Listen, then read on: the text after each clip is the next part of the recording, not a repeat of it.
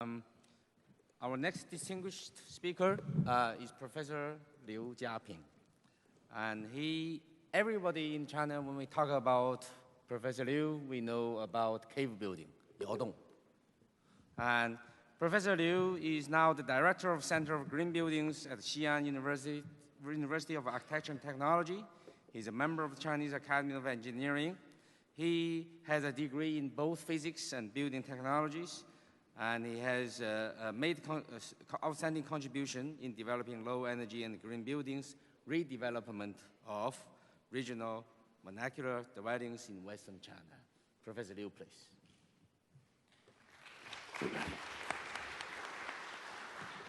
Good morning, and everyone here.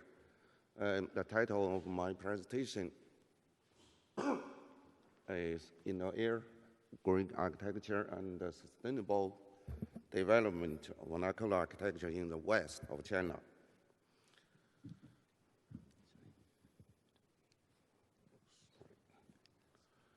So the ISO should talk about as follows on the IAQ and the green architecture and the vernacular architecture in the West of China and how to sustainable development. So all us here, we know what's the indoor air and what's the indoor air quality and what could infect the IAQ.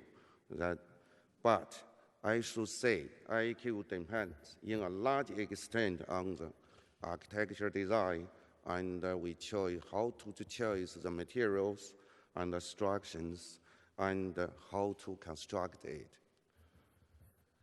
So in the west of China, the IAQ is fine if the building forms the indoor space adapted with the local climate, adapted with the local materials and the natural conditions. So this one is in Shanxi province and the northern of Shanxi province. This is in Yunnan. So all of us know these materials, the porous bricks, is adapted with the cold regions, but this one is for the hot and the humidity areas. If we use this one in the northern of China, you are big mistakes. So the green architecture is a little more bigger concept. So we all of us to know that energy emissions, water use, land use, and waste, reduce waste. And we should know that including the idea indoor air qualities. So we should moving towards green architecture everywhere, of course, in the west of China, because it could be making the human habitat, human settlements could be sustainable.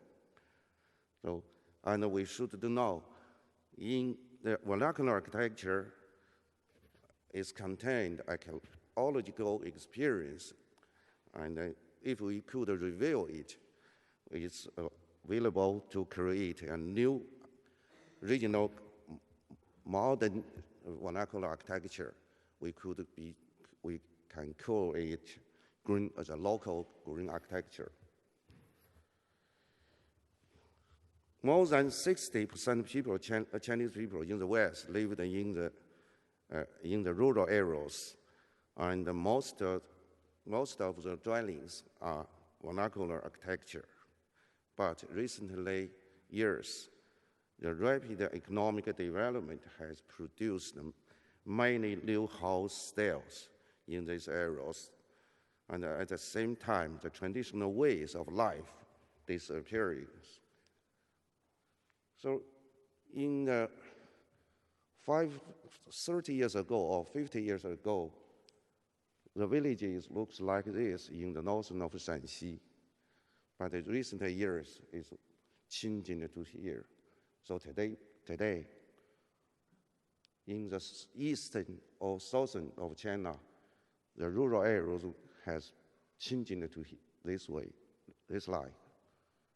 So maybe in the West, the tomorrow maybe like this. For the Southern and the Eastern, tomorrow maybe like this.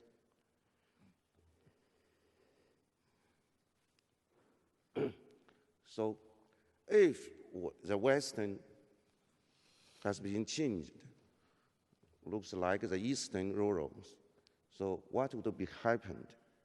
So I think all of us maybe agree that resources and emissions would be double or triple or more. Most important is the IQ in the rural areas will be worse again, same as the urban areas.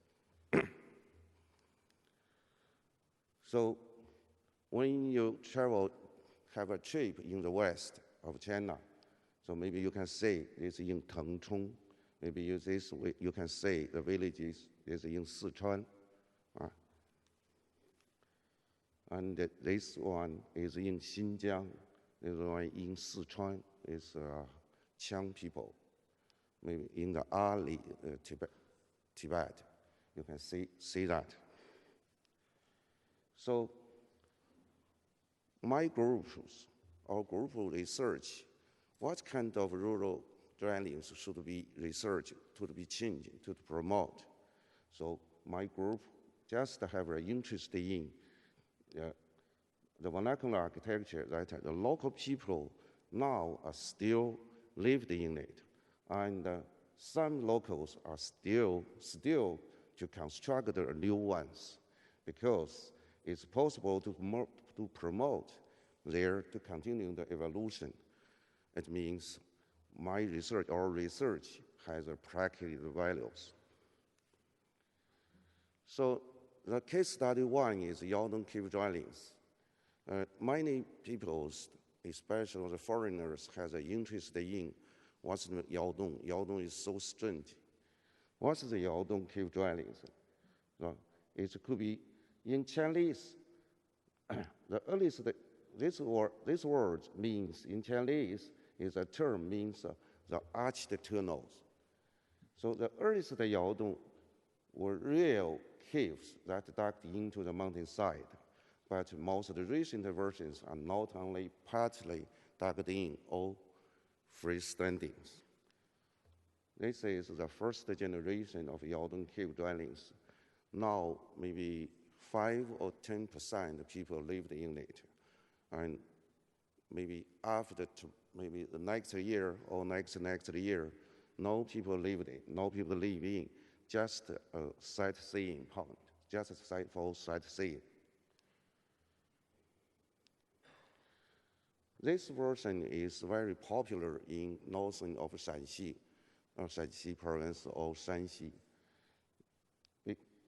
It's really a construction of an arched tunnel by stone or bricks. This is inside. But all of it is against in the mountainside. Yaodong cave dwellings could be freestanding, just like this one. So for the rich people in these areas, this is a courtyard, and maybe yaodong against the mountainside. This one is a freestanding, so it's a mixed yaodong courtyard dwellings. So when you have a trip in the Loess Plateau, so you can. This is a typical yaodong villages in these areas. This is a yaodong dwellings in Zhaoyuan village. Chairman Mao Zedong had lived in it in 1942 to 47. This is another one. So yaodong cave dwellings could be a dormitory for the universities, for high schools, and sometimes for small meeting rooms. So where is the yaodong dwellings? Is distributed in 6 provinces. It's Loess Plateau. It's a very special This region has a special natural features, just the same. So Loess Plateau is here, is surrounding the yellow rivers. Here is Xi'an, maybe from here to Inner Mongolia. This one to Yinchuan, near Yinchuan. This one is a typical landforms. It's unlucky that one time when I take an aircraft to Yan'an, when the aircraft turned left, I just in the left seat, I take my photos, get these pictures.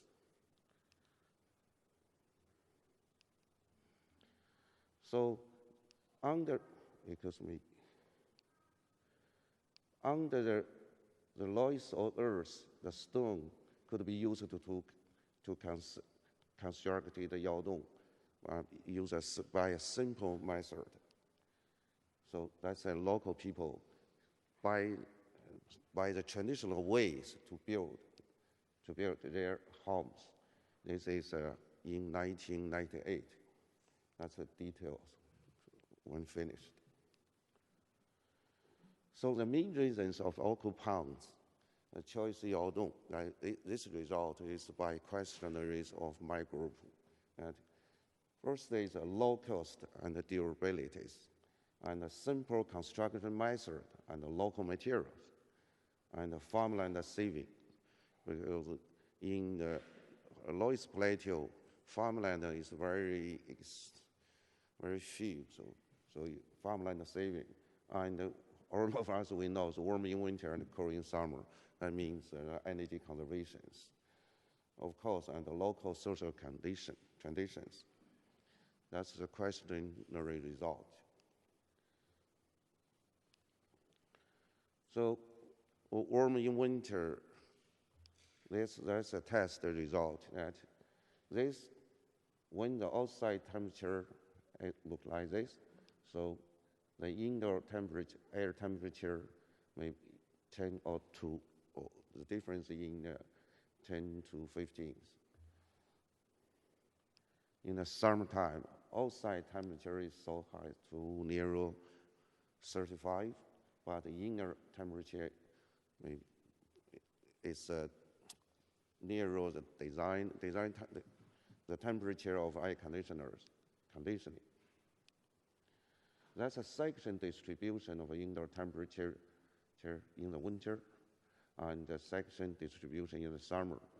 Yes, near the gate, that the temperature is a little high or a little low.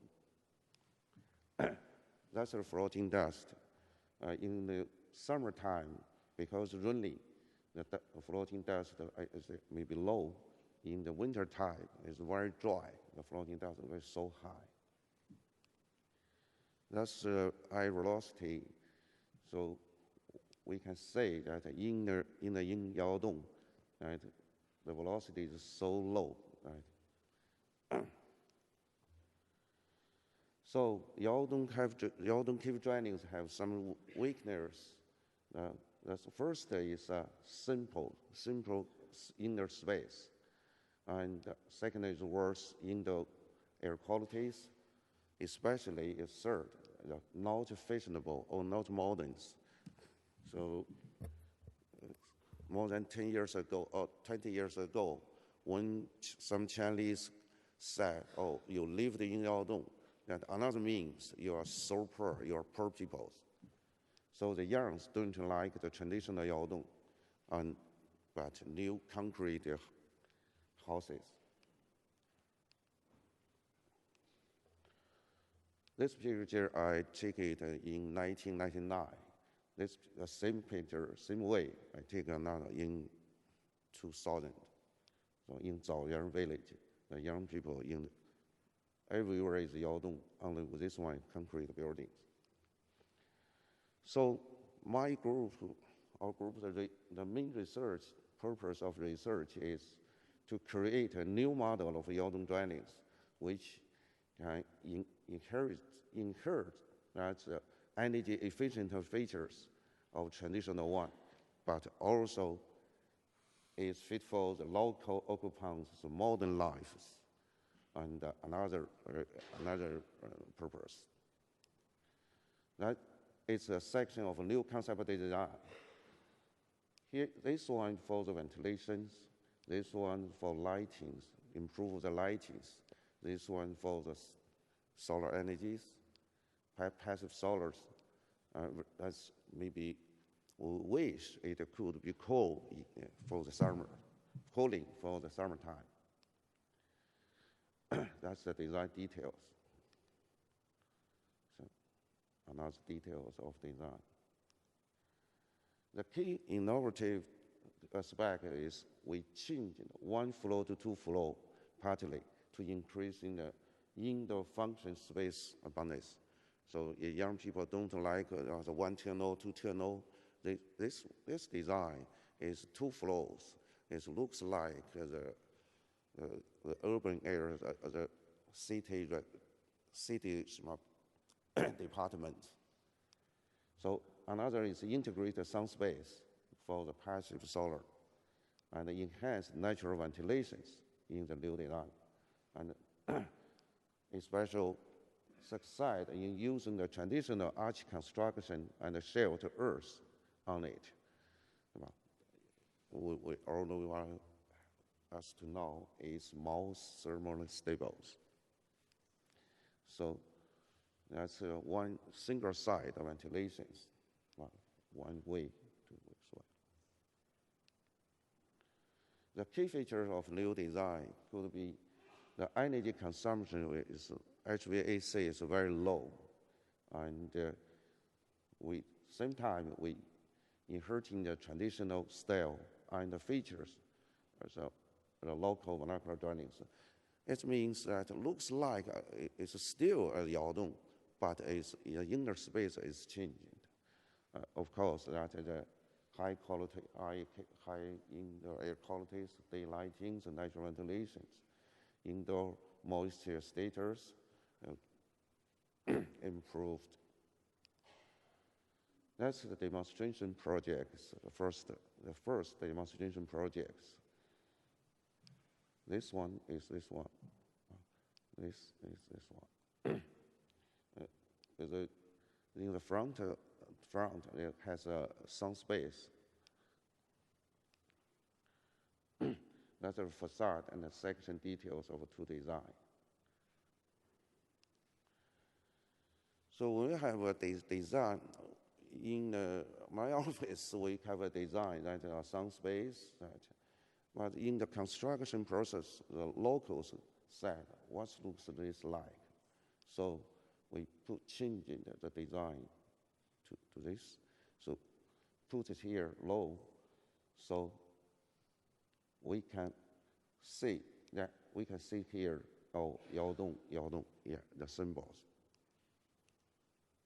So the one is the first family of the in Jiaping village. It's a living room in the first floor, and the second floor for the bedrooms. There's one family, 3 bedrooms in the second floor. Kang is still being used in the first floor because all the people like the kangs in wintertime. Every family have a solar system, and solar systems. That's the channel of small ventilation, just for a test.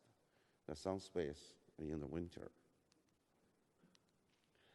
That's the temperature distribution, so the section distribution. So this is in the 19, in the 2000. December 15 days. In the morning, 6 o'clock. Outside temperature is -9, near 10. But the inner is probably 9 or 10 degrees centigrade. In 10 o'clock Beijing time, so the sun is in the inside. And 12 o'clock and 2 o'clock p.m. That is midnight. Yeah. So the air temperature distribution in 3 days, we saw as the outside There's some space, the temperature difference is so big, but the inner temperature, first floor or second floor, is so stable. That's average global temperature distribution by this one. The first floor is more stable, near 10 centigrade, but the second floor is a little high, but have a movable. That's the indoor humidity distributions. This is in the sun space, because the temperature difference is so big, so the humidity is changing. That's daylighting factors. That's the questionnaire result. That's the local people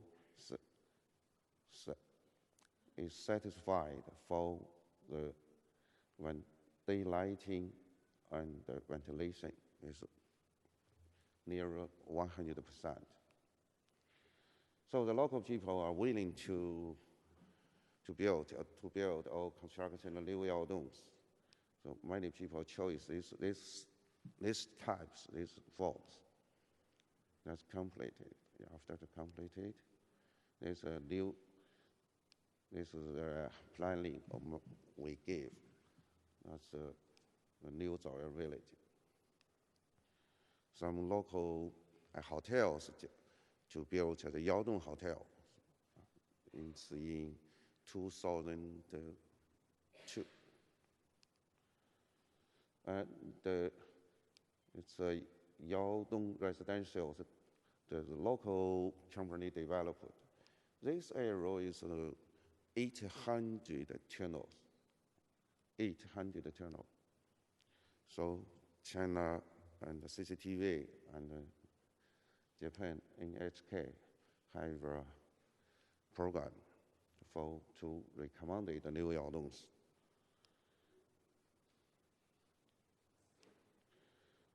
That's a set testings. This is a member of my groups. The youngs now is professors, female professors. So in the past 10 years, we use the same idea, same method of technological route. We have to do another research. Next, I'll give a brief introduction. So we know that in the China West, there are many rammed earth or rammed earth adobe traditional dwellings. This is in Yunnan, this is in Shanxi. So we do a research and give a new design and for the Yi people for Yunnan. That's a courtyard. This area is animal areas. This is living areas. It's completed. After complete, it's the first demonstration to the family. So after that, 7 new villages have been constructed. It's about 450,000 square meters. At the same time, we do the research and the new design for the Hui people in Ningxia province, and in passive solar, and at the same time we use a steel bell. So it's near 40,000 square meters. In Sichuan, especially in the west of Sichuan, the traditional vernacular dwellings looks like this. Some new houses, new dwellings is simple concrete. So in the 2008, the earthquake, most of them were destroyed. To look like. So we cooperate with the NGO. We give after the survey and after the research, we give a new design and for the local people. So, and then they construct a new one. This one and this one, different colors, but the same models, the same model. That's the new villages. This one is for the Tibetan herdsmen. He say we should have a settlement. We should give them a new design. This is maybe 20,000 square meters using the passive solar and active solar. That's the facade, and that's the inner space. It's a solar system. Also, above projects, and so we are lucky. This one, yaodong cave dwellings in Loess Plateau, is one finalist, World Habitat Award 2006. This one. Another in Sichuan, the new vernacular dwellings in the finalists of the World Habitat Award 2011. No, this one. That's my in Nepal, in Sichuan. So conclusions. Green architecture can move the rural habitat towards sustainability. The way to achieve successful and new sustainable housing in China's impoverished rural areas is not to tell the residents the technical details of green design, but to promise them modernized, comfortable living in the new design dwelling forms, and that is inexpensive. Thank you very much for your attention.